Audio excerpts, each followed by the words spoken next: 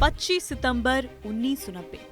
आज से 33 साल पहले इस दिन बीजेपी के दिग्गज नेता लाल कृष्ण आडवाणी ने राम मंदिर निर्माण की मांग के लिए गुजरात के सोमनाथ से अयोध्या के लिए रथ यात्रा निकाली थी। ये यात्रा 25 सितंबर को सोमनाथ से निकली थी और इसको अलग अलग प्रदेशों से होते हुए 30 अक्टूबर 1990 को अयोध्या पहुंचना था। ये अपने गंतव्य यानी डेस्टिनेशन तक तो नहीं पहुंच पाई, लेकिन इस रथ यात्रा का पूरे देश पर ऐसा प्रभाव पड़ा कि उस समय देश की सत्ता में बैठे प्रधानमंत्री वीपी सिंह की सरकार भी गिर गई थी। यही नहीं, आज भी जब कभी हम रथ यात्रा शब्द सुनते हैं तो कई लोगों के मन में आडवाणी की रथ यात्रा ही सामने आती है।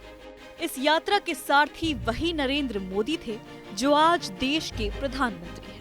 इस रथ यात्रा का देशवासियों पर ऐसा असर था कि ये जहां से भी निकलता था वहां इस पर फूलों की बरसात होती थी। जहां से रथ यात्रा निकलता था वहां की मिट्टी को लोग अपने माथे पर लगाते थे। रथ यात्रा कवर करने वाले पत्रकार बताते हैं कि उन्होंने जवाहरलाल नेहरू और महात्मा गांधी की रैलियां देखी थी, इंदिरा गांधी का करिश्मा देखा था, लेकिन ऐसी कोई रथ यात्रा नहीं देखी थी जिसकी धूल लोग माथे पर लगाए। खैर, आडवाणी की लाख कोशिशों के बाद भी रथ यात्रा पूरी नहीं हो पाई थी, क्योंकि उस वक्त बिहार के मुख्यमंत्री लालू प्रसाद यादव ने रथ को राज्य में घुसने की इजाजत नहीं दी थी और आडवाणी को अरेस्ट करवा दिया था और इसी के साथ रथ थम गया था। लेकिन लाल कृष्ण आडवाणी का नाम इस ऐतिहासिक राम मंदिर के निर्माण के संघर्ष के साथ हमेशा के लिए जुड़ गया था।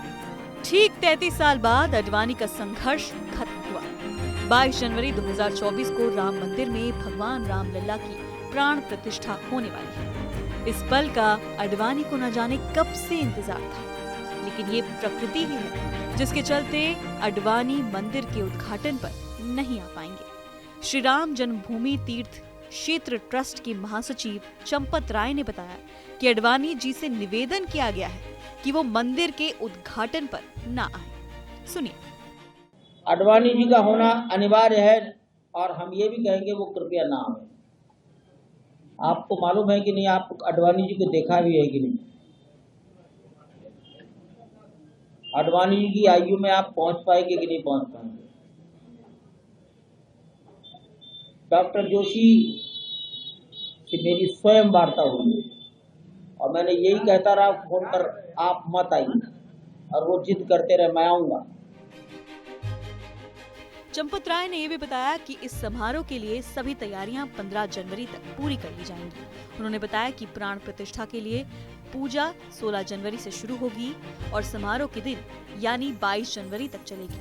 चंपत राय के मुताबिक समारोह में 13 अखाड़े और 150 संत हिस्सा लेंगे। इसमें 6 शंकराचार्य भी होंगे। चंपत राय के मुताबिक भगवान रामलला की प्राण प्रतिष्ठा के मौके पर देश भर से 4000 संतों को निमंत्रण पत्र दिए गए। काशी विश्वनाथ और वैष्णो देवी मंदिर के अलावा अन्य बड़े मंदिरों के प्रतिनिधि भी भगवान रामलला की प्राण प्रतिष्ठा समारोह में हिस्सा लेंगे।